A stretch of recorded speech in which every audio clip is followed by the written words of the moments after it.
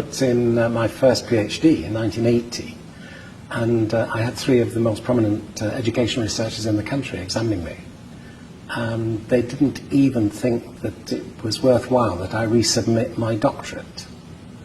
And then again, 1982, I put in what was counted as a totally different doctorate, but which was actually on the same ideas. And again, three eminent academics claimed that this was not only not worth a doctorate, because most people can get permission to resubmit.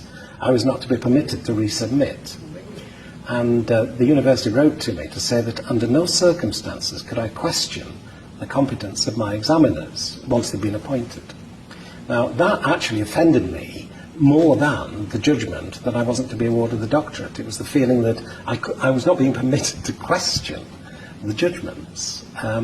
Now, what happened then was that I started to develop a very successful track record of successful supervisions of doctorates of my own. And then my own students started to pressurize me, this was about 1998, to put in another doctorate. And I did that in 1999.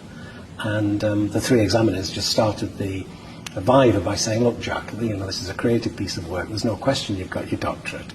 Now let's have a good conversation. And by then, I think that the ideas had become much more acceptable than they were when I first put forward them, in 1980 and 82. But I was very pleased that in the doctorate that went through, I included the 1980 and 82 doctorates that had been failed, so that you'll see that the ideas which were rejected early on were then accepted.